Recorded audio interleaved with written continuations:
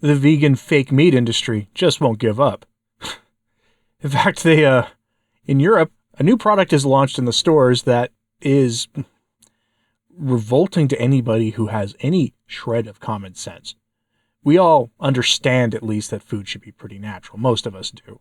That we should at least limit how many ultra-processed foods we eat, and that when we eat things, that should come as close to their natural state as we can when we buy it and then cook it.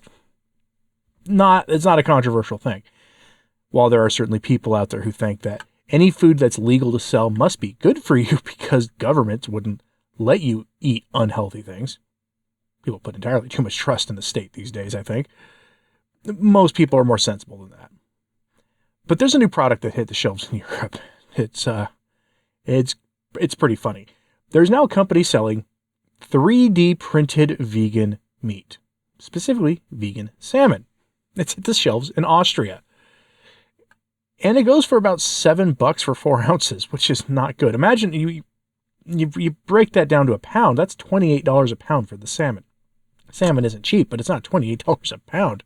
It's not in the United States, and frankly, not in most of Europe, where salmon is relatively cheap. And I have to ask you, now this is a rhetorical question. This is a carnivore and low-carb group channel in general. But I'm going to ask you rhetorically, is there a circumstance where you would consider eating 3D printed vegan food? Because reactions to this story were really funny, actually, as we'll see as we go over the article. Let's just dive right into this one today, folks. The headline from Business Insider is 3D printed vegan salmon hits the European market. It's made by a company called Revo Foods, or Revo, R-E-V-O, not to be confused with Rivero, which is Dr. Sean Baker's sort of new, relatively new, not really new anymore, a company where they try to use nutrition to avoid putting people on medication to deal with all their, various issues they have. No, Revo or Revo, E-V or R-E-V-O. And this company has sunk hundreds of millions of dollars into this technology. And I get this distinct feeling that most people are not going to touch this stuff. Because again, committed vegans aren't eating a lot of meat substitutes, I don't think. None of the vegans I met in life, and I lived in one of the major hubs of veganism for a long time in the United States. And most of the vegans I met didn't want to eat this stuff. They didn't want to be reminded of meat, so why would they eat it?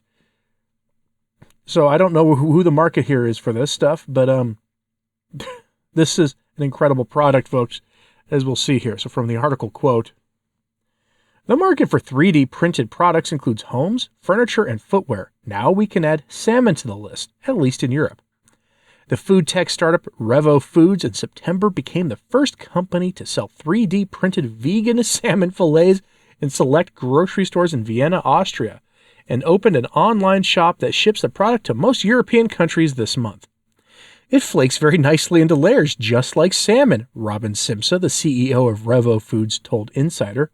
"It also has a similar taste, but like any meat alternative, it's not 100% the same." This marks a milestone for the nascent alternative seafood industry, which is testing an array of ingredients and technologies to make products that don't harm ocean ecosystems. Some startups are developing plant-based options, while others are growing fish cells in a lab. For its part, Revo Foods 3D printer layers quote-unquote mycoprotein made from mushroom roots with plant-based fats to mimic the texture of real salmon. Investors have poured upwards of $400 million into the alternative seafood startups in recent years, including $7 million in Revo Foods, but no company is making massive amounts of it yet. And the biggest question remains largely untested. Will people buy it? Over the past several weeks, Simsa said Revo Foods vegan salmon has sold out within hours of hitting store shelves, but many of the comments below a YouTube promotional video were critical of the premium price and the idea of printing food. Revo Foods sells 130 grams, or about 4.5 ounces, of its vegan salmon for €7, or about $7. End quote. So the reactions to it were funny. Somebody pointed out that why would they pay a lot more for a fake fish than they would for the real thing? And again, $28 a pound is expensive for salmon anywhere you would go for it. Some of them were even funnier responses than that, because that's not a funny response. But the funny one was when somebody pointed out, said they would rather go through Armageddon than eat that stuff. So I'm going to ask you, what is the circumstance where you would line up to eat stuff from a 3D printer? I'm just curious.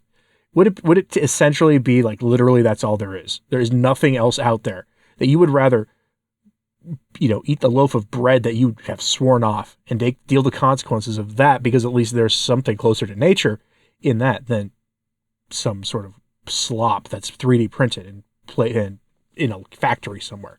Very curious what the standard is for you. I personally wouldn't touch the stuff.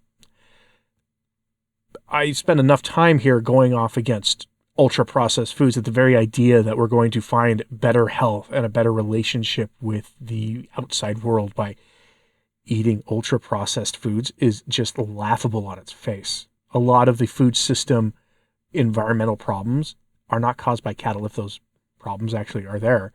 They are actually, if they're real, they're caused by the reliance on ultra-processed foods, the shipping of these things, and the health consequences of it. What are the health consequences of this going to be? I mean, there are no long-term studies on this.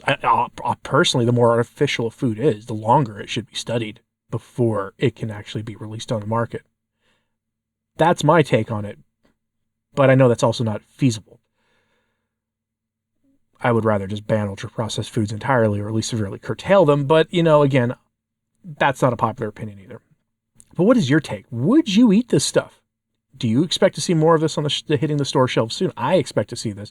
I expect by the end of 2024, you're going to walk into Aldi or Walmart or Safeway or whatever store you have near you, and you're going to see in the meat aisle, probably with some fancy packaging, some, lab-grown meat, and they're probably going to try to offer it for sale at a competitive price with the real thing. When that day comes, are you going to buy it? Just out of curiosity, are you going to buy the ribeye that was, grown in the method I described last week in a video on the subject?